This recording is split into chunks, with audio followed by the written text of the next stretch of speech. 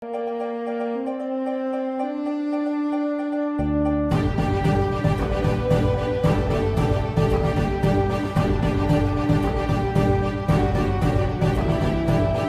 here to subscribe for free to reluctantpreppers.com. Hey everyone, this is Elijah Johnson with financeandliberty.com, and back with us today is Dr. Jim Willie, the editor of the Hat-Trick Letter found on goldenjackass.com. Jim, thank you so much for joining us once again today. It's always a pleasure, Elijah, and here we go again. You know, nothing's getting fixed. Everything's breaking, and the U.S. is just becoming more desperate in maintaining the dollar as the global standard, and it's being rejected. It's not going to hang on for a whole lot longer. Definitely, and I know you recently wrote an article that I would like to discuss today. You said in the article that the United States seeks to pursue the Western totalitarian state by means of pulling down the European economy from the broken system to emerge the reconstruction of oppressive fascism. A wrecked Western economy is prerequisite. Can you expand a little bit on this? Yes, this is very difficult for most Americans to hear, but you know, we all accept the historical background of the United States. It's the cradle of capitalism, the beacon of freedom. Not anymore. I mean, can you point to anything where we're cradle of capitalism? Can you point to anything where we're beacon of freedom? No, we're a primary axis for fascism now. When did it really change? Well, Bush and Clinton in the 1990 decade. I don't pay attention to political party.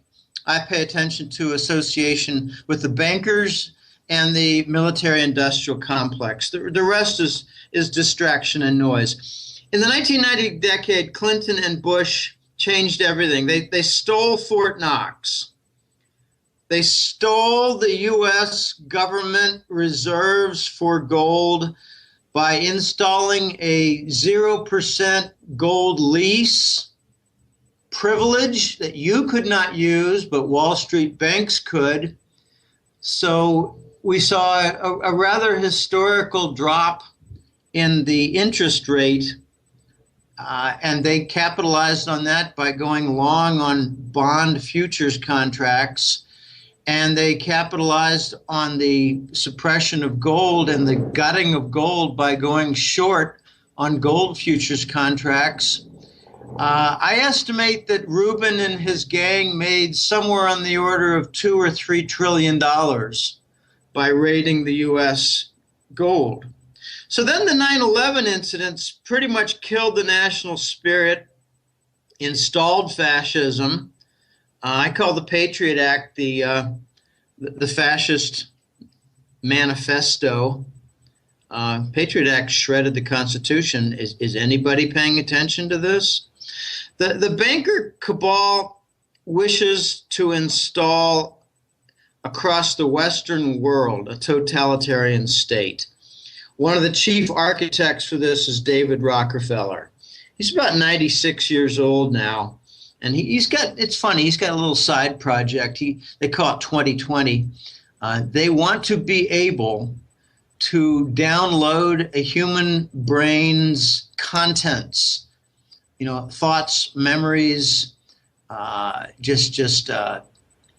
belief systems, personality, emotional stuff.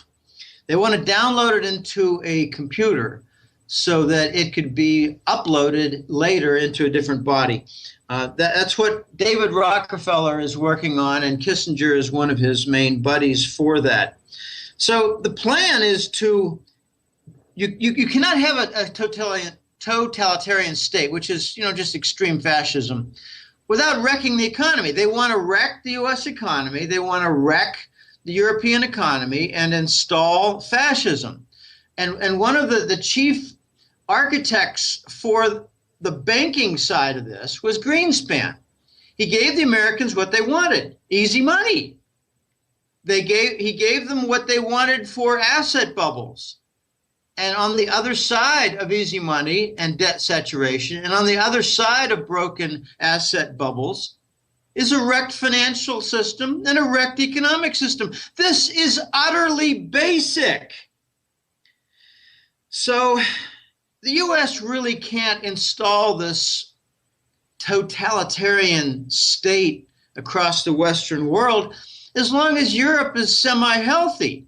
Now, the pigs nations and all their sovereign debt, they pretty much wrecked the South, but the U.S. and I call them the castle dwellers, the banker cabal, they need to wreck Europe the rest of the way, and they need to prevent Europe from joining through the pipelines, the energy pipelines with Russia. So that's what this Ukraine war is all about, to prevent Russia from joining in a tight way commercially and financially with Europe.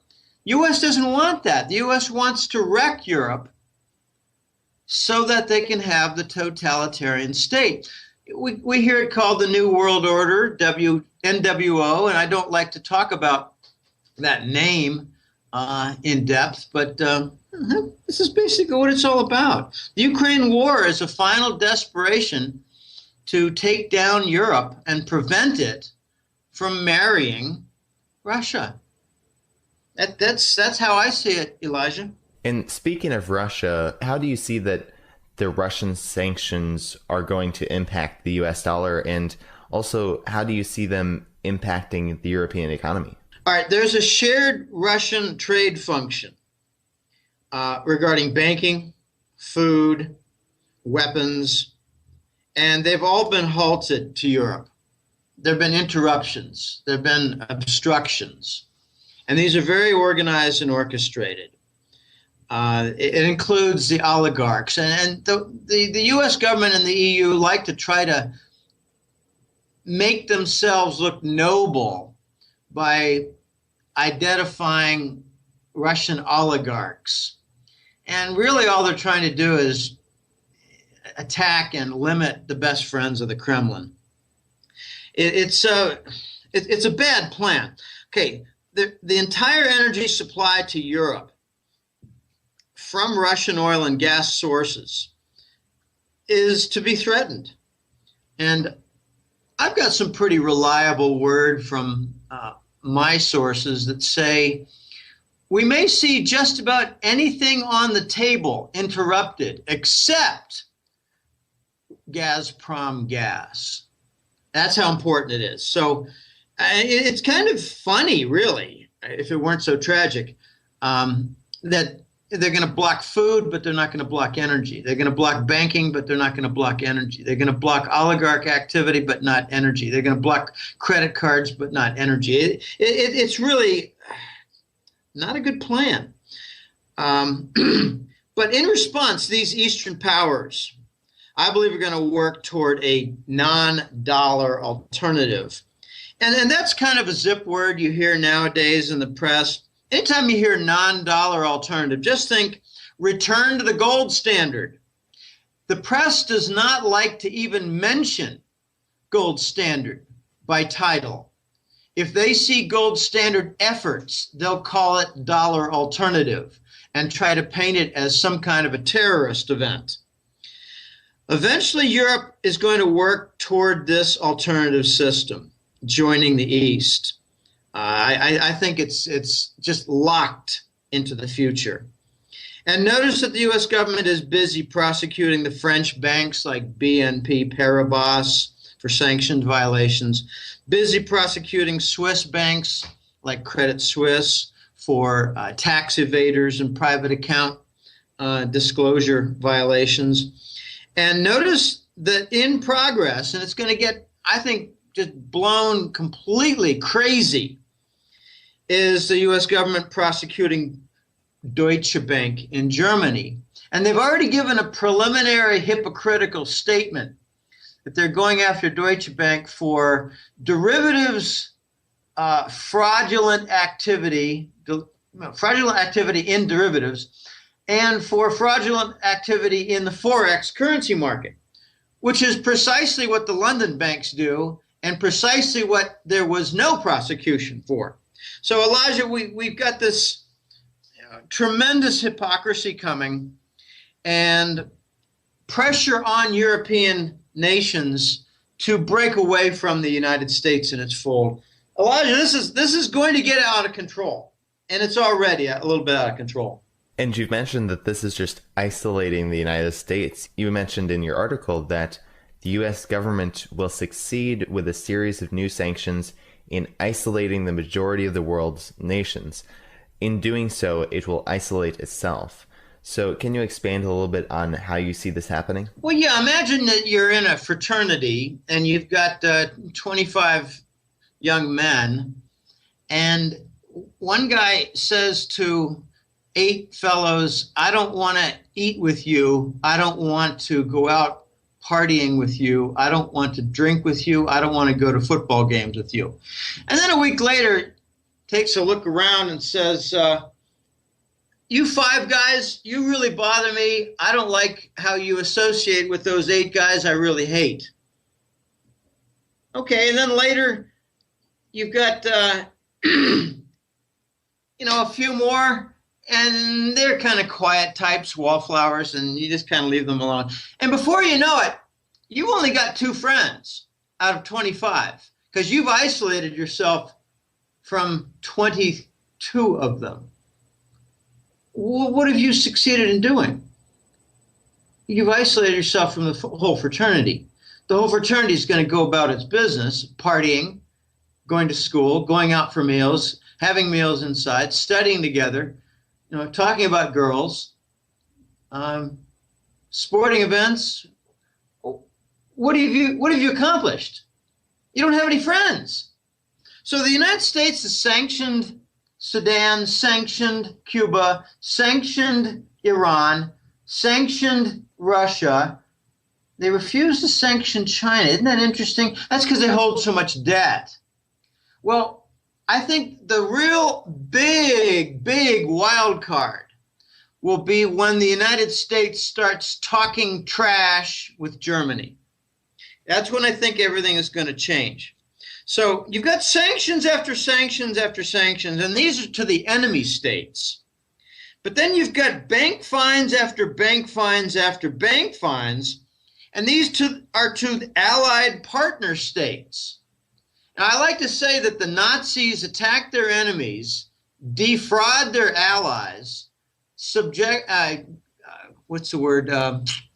strangle and put in a straitjacket their own subjects in the population, all while deep criminality goes unpunished. So the result is that Nazis always isolate themselves. It's all through history.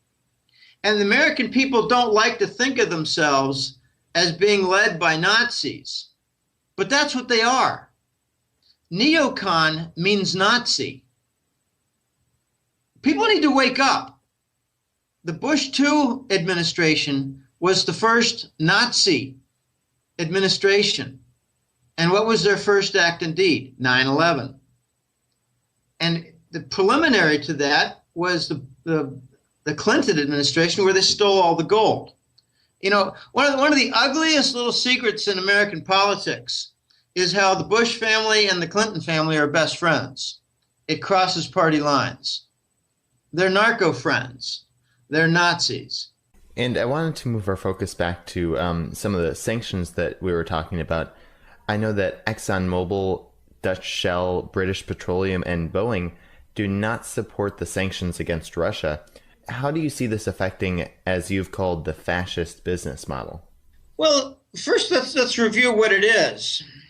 The fascist business model involves a merger, kind of a meeting of the minds, hearts and minds, of major corporations working in collusion with the government, which permits crime, deep crime. I'm talking about multi-trillion-dollar crime with these major corporations committed by them. So the Department of Justice does not pursue the Wall Street banks. No, yeah, sure, you've got investor lawsuits, a few billion here, a few billion there. But there was a major lawsuit that was thrown out I think Homeland Security and the Langley boys made threats to the judges involved in a big mortgage bond and mortgage contract case. That was in New York State. But we're seeing some pretty interesting patterns emerge. The list you gave of Exxon, Dutch Shell, British Petroleum, and Boeing, those are energy and weapons makers. Okay, well, what's missing in there in the fascist business model? It's the bankers. All right, so what you've got now is a split. This is very interesting split, and nowhere in the news, and absolutely nowhere exposed by any politician in an open discussion.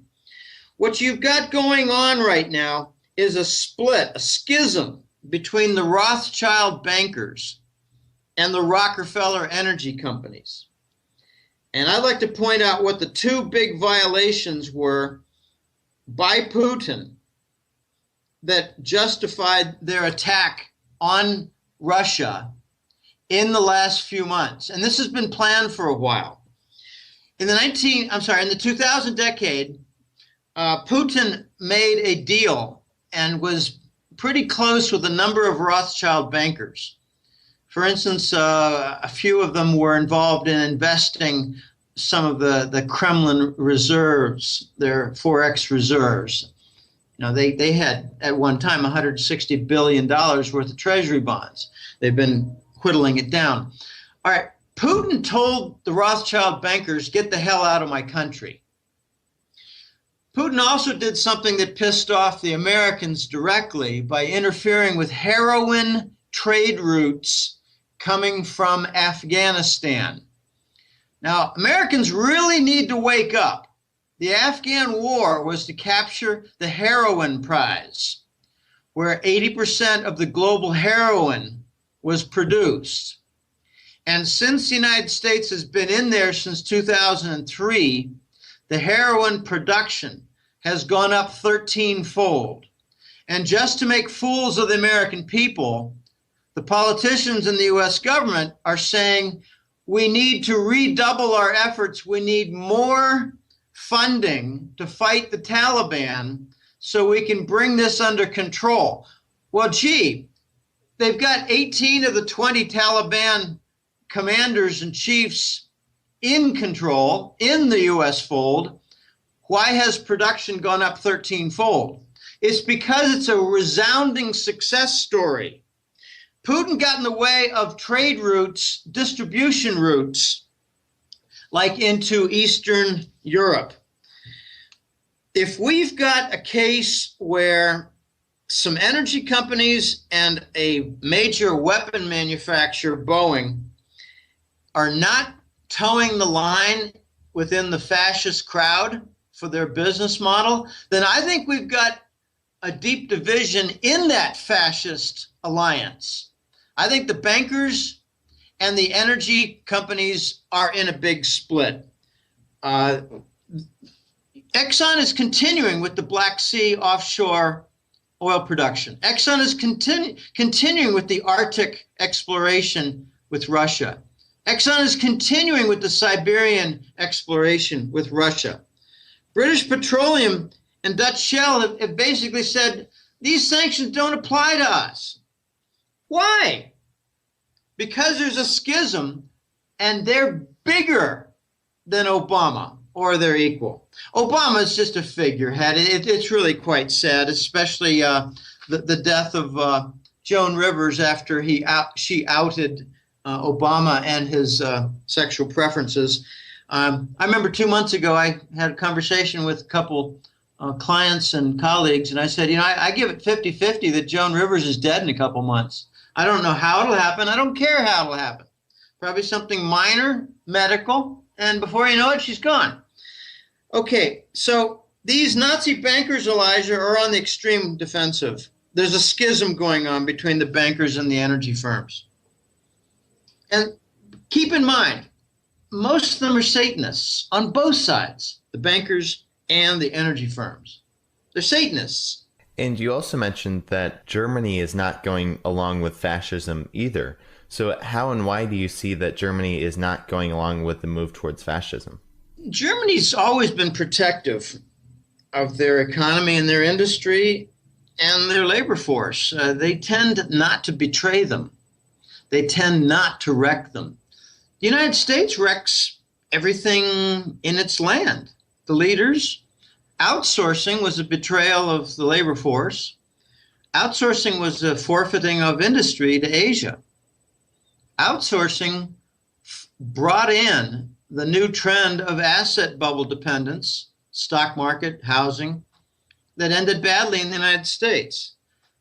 Outsourcing resulted in insolvent banks that brought about the 1990 decade of the derivatives for the banking system. There's a deep division in Germany between the bankers and politicians. The politicians are basically run by the bankers, just like in the United States. In the United States, Rockefeller and the Wall Street cabal, they run the White House. They let them know exactly what they're going to do and how the press will paint it. Okay, so the division in Germany is between the bankers and the commercial chiefs. Okay, you've got 3,000 or more German companies doing business in Russia. Are they all going to stop? I don't think so. Merkel's playing a very difficult game. I think she's playing to the bankers, giving the U.S. lip service, and making empty promises to the U.S. and NATO warmongers. There was an event a month ago. I think it was in early August, mid-August. The Germans announced that they were not going to supply fighter aircraft to the NATO forces in Ukraine. And I thought, whoa, that's a split. That doesn't sound like, a normal event in an alliance. So, Merkel also did something in the Wales NATO summit just a few days ago.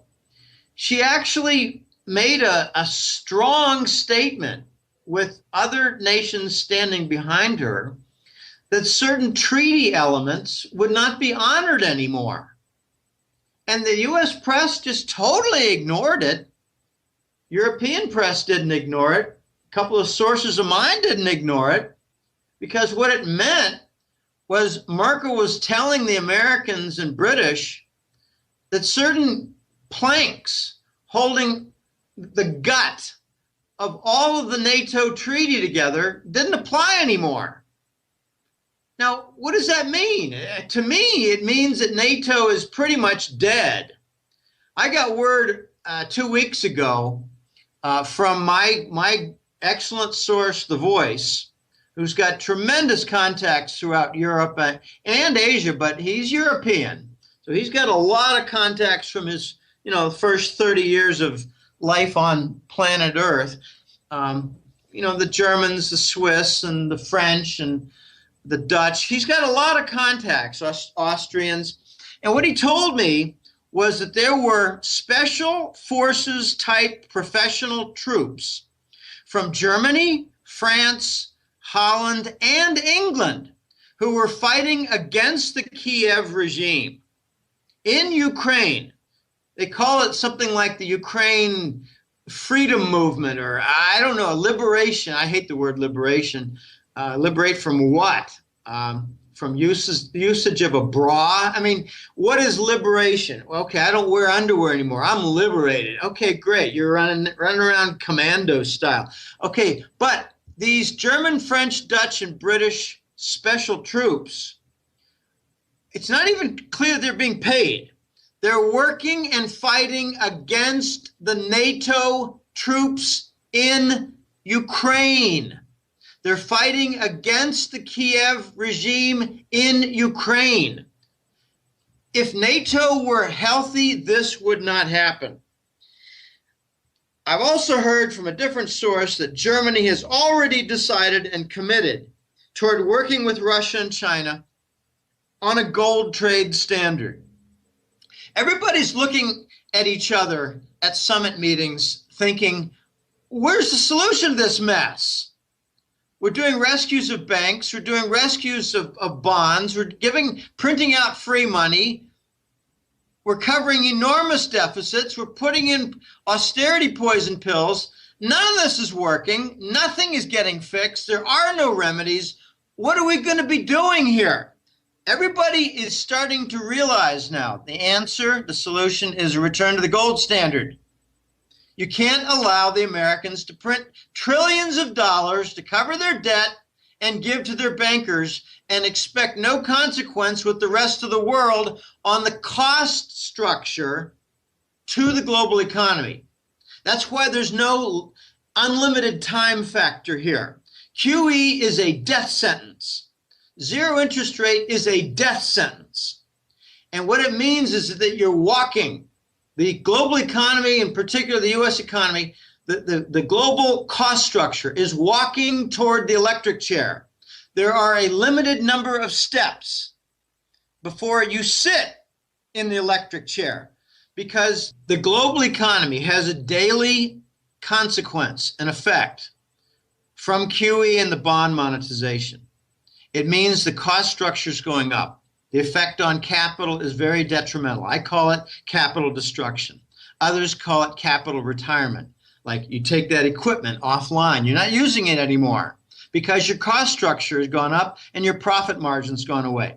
That's the time element having to do with QE and the bond monetization. It's hyper monetary inflation, which we learned for 40 years in school was a bad thing.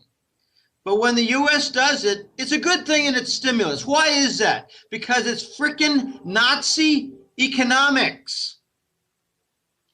Germany has already decided to work with China and Russia on a new gold return, a new gold standard in trade. Germany has already decided to abandon the euro and NATO and move away from the European Union. Germany has already decided with the Dutch, Austrians, and Finland to work on a direct alternative. And I think these four nations are going to break away from the European Union simultaneously.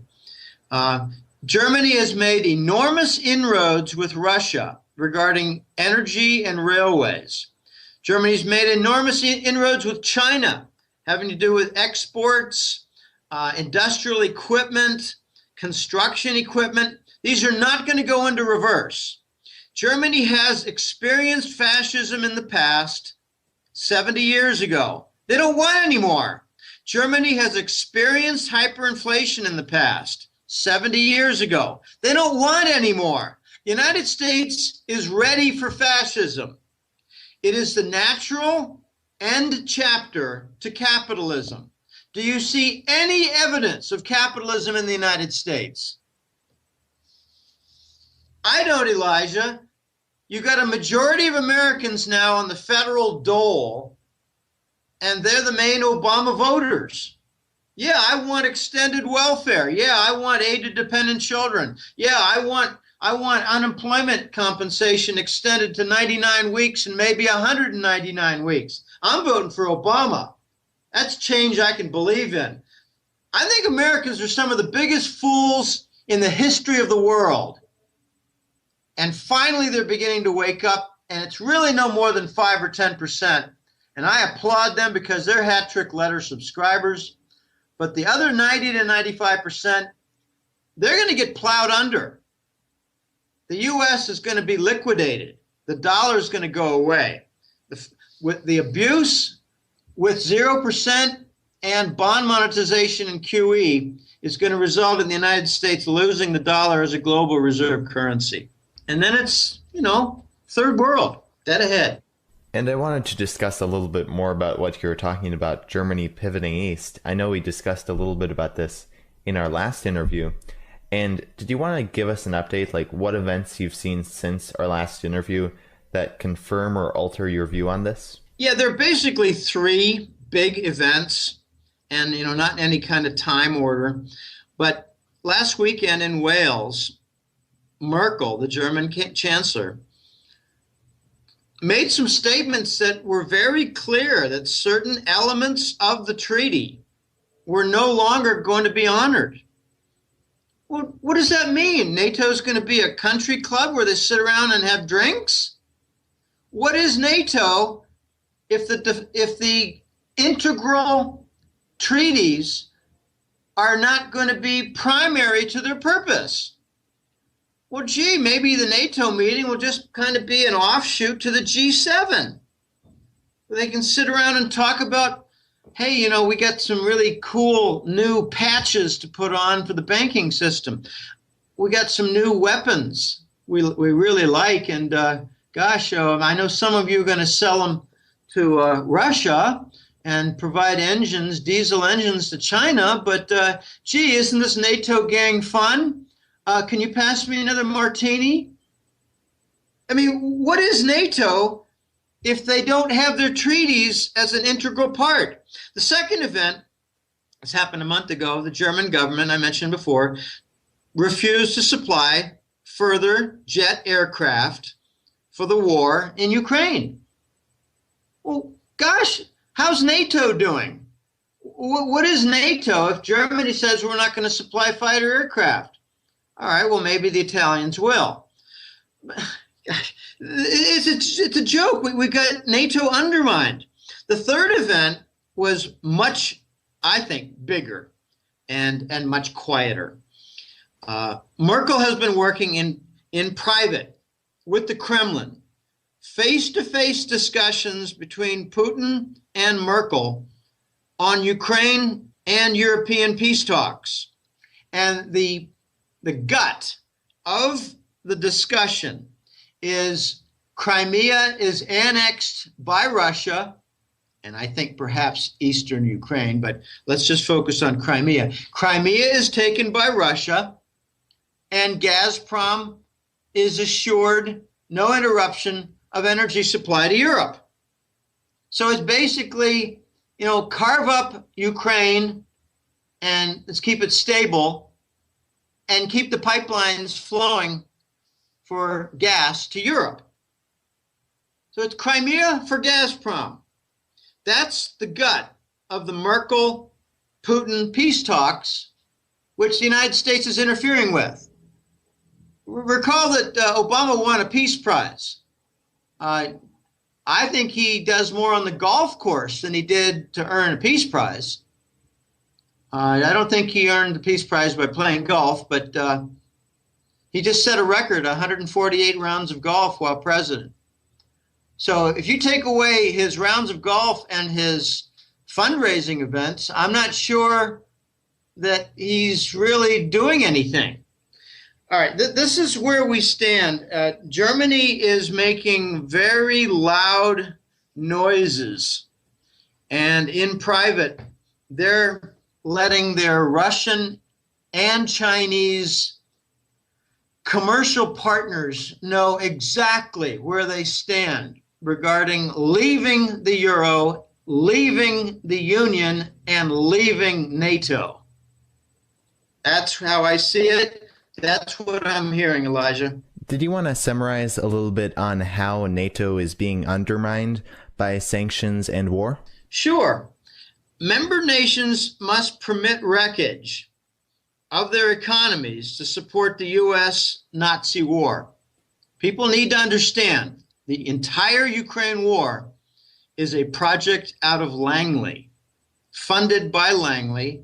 And the news was given away several months ago. The United States, through Langley, invested $5 billion to have a regime change, also called a coup d'etat. So if member nations must permit wreckage of their economies, then you're going to see pressure to break away from NATO. The second thing is member nations must suffer the consequences of Russian retaliatory sanctions. We saw a few weeks ago the Russians say, all right, we've had enough. You want to keep poking a stick in the Russian bear's eye? Well, fine. We're not going to buy your food anymore. We don't have any interest in Spanish, Italian, German, French food being exported from your countries to Russia. We're going to find alternative sources, and they are in China and all kinds of South American countries. So, at the World Cup in Brazil in July, I think arrangements were being made for agricultural export to Russia. So these member nations are going to have damage to their farms, their big agribusinesses. And I think you're going to start seeing in the next 6 months the Chinese buying up giant European agribusinesses, farming businesses. The third thing is member nations will be forced to deal with repercussions from their indigenous population. The Spanish just had a big peach protest. The Spanish are starting to give away food to just let the point be known to their government that they're wrecking the system. I think the Spanish agricultural business is going to be in focus in a very big way, especially when the first offer comes in by a Chinese company to buy it out, because it's going to alter the export. I really thought that there might be a chance that Turkey would act as an intermediary, send your agricultural export to Turkey, and we'll distribute it to Russia as we see fit. It hasn't happened yet. Maybe it has more than I know. But these farmers are making a lot of noises, and we know most revolutions take place over issues having to do with food. The fourth and last thing to note is that member nations will be forced to face their corporate chiefs to explain policy. Why have you wrecked our export business, you clowns? Remember, the European Union commissioners are not elected. They're waging war with huge consequences to the European Union economies. They're not elected. Who are they? I don't think 99% of Americans could name a single European Union commissioner. Yet they're waging war. Who are they? Why are they doing it? I think it has to do precisely with wrecking the European Union economy to bring about the totalitarian state. Notice the empty promises given by the U.S. government to Europe. They say sanctions, put sanctions in against Russia. We will guarantee your oil and gas because we've got surpluses in North America. What's a load of crap? The United States has a hard time conducting refinery processes for all the very light crude oil that come from shale oil projects. This is a global mess that the United States is creating. This is not going to end well. This is not going to result in any kind of recovery. I talk to smart people with economics backgrounds and degrees, and I hear the same nonsense, vapid crap over and over again. The U.S. always comes out of it. Not this time, because of outsourcing and because of the 1999 most favored nation status given to China, where we reindustrialized China and gutted our industries and therefore gave away our legitimate core of income. So the member nations of European Union and NATO are going to fracture off. That's my view, Elijah. It's going to take time, but it's happening right now. I wanted to turn our focus to the petrodollar. I know you recently reported that the Gazprom Neft Corporation announced acceptance of Chinese yuan and Russian rubles for payment for crude oil sold to Europe and to China. So what do you see the consequences of this to be? Well, this is actually a correct jackass forecast that I made in March and April. I said we're going to have a very unusual situation where Russian energy trade is going to accept Chinese currency and payment outside the dollar sphere. And it's finally happening. It's a correct forecast. The word neft in Russian means oil. Not necessarily oil directly, but it means oil firm. Gazprom Neft is the oil firm behind Gazprom. Gazprom is the giant natural gas monopoly inside Russia. Gazprom Neft is their oil firm. So I think Gazprom decided, all right, let's just have a little trial balloon here. Let's let our oil company subsidiary go out and say, we will trade with Europe and get paid in rubles. Let's trade with China and get paid in yuan. And if the Europeans want to use yuan, fine, we can accept that too. Well, what does it mean with respect to the ruble and the yuan? It means they're going to be pretty soon interchangeable. I like to point out the joke, the stupidity, trying to isolate Russia. Well, it's got 12 or 13 time zones. I got corrected recently. There are only 10 time zones, but there's a 12-hour difference from one end to the other. From Vladivostok to St. Petersburg, it's 12-hour difference. All right, so you can't isolate a country that big, nor can you isolate a country that has so many connections now with China. So we've had a de facto petrodollar standard for since 1970, so for 40 years. And this started after the Arab embargo in 1973. And notice in 1973, the Arab embargo and all the movement toward the petrodollar as a standard, recycling OPEC and Saudi petro profits surplus into dollars and treasury bond. Notice that all happened in 73. 2 years after we broke the gold standard, Bretton Woods. Okay, that was the replacement standard. So what that meant was we're not going to have a gold standard anymore, but we're going to let the Rockefellers control the dollar standard. All right, that was quite a coup by the Rockefellers. All right, that has stood for 40 years as a stable force. Notice in the last few months, the Saudis are permitting a fast erosion in the petrodollar. They're having a big conference every single month with Chinese business interests, banking interests, minister-level meetings. And I think what they're doing is they're getting ready to install a Chinese yuan standard for oil payments that Europe can honor too.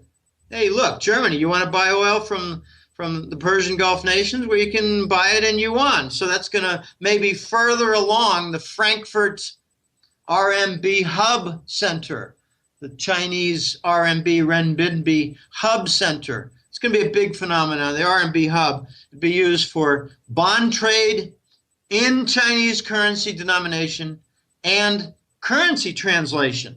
So the RMB hubs are going to be very big. So now you've got soon, I think, the entire OPEC cartel is going to accept non-dollar payments for oil. And then all the Persian Gulf, they're going to do the same while they're working closely with Russian energy firms. Just take a look at Gazprom connections in Qatar. So if Europe buys Russian oil and gas without dollar usage, then the big double whammy is if that happens with the Persian Gulf doing the same thing. Then you'd have the Saudis and the Russians, number one and number two. The Russians are number one, by the way, in oil production. The Saudis and Russians not accepting oil, well, gee, that means the petro standard is gone for the dollar. The petrodollar standard is not in use anymore. Well, what's the consequence of that? You know, I talk to a lot of Americans, and I haven't met a single one that understands that when you pay for oil in dollars, you keep treasury bonds in your banking system as core reserves. And when you stop paying dollars for oil, you stop using the treasury bonds in your banking system. They're connected. So the dollar is going to lose its global reserve status as the core asset in Western banking system. This is the consequence. The European banks are going to start to diversify away from the treasury bond and the dollar. The European banks will no longer require treasury bonds in their banking system because they don't need them to buy oil. I mean, Americans are some of the worst economists in the history of the world. We need to re-educate ourselves on what money is, what capital is, and how war destroys economies. We need to relearn this. Watch London walk a fine line because they are trying desperately to create a Chinese RMB hub. Again, for bond trade in the Chinese currency and currency translation like for the yuan. The Chinese yuan, I think, is going to serve as a caretaker function, Elijah, for a return to the gold trade standard. And eventually you're going to see things like a gold trade note, a short-term letter of credit type note. I think it's going to be interchangeable with the Chinese yuan later. So a lot of things are happening. A lot of things are undermining NATO and the dollar. And I think this Ukraine war, I called it the Waterloo for the dollar. I bet you 90% of Americans don't know what Waterloo for the dollar means.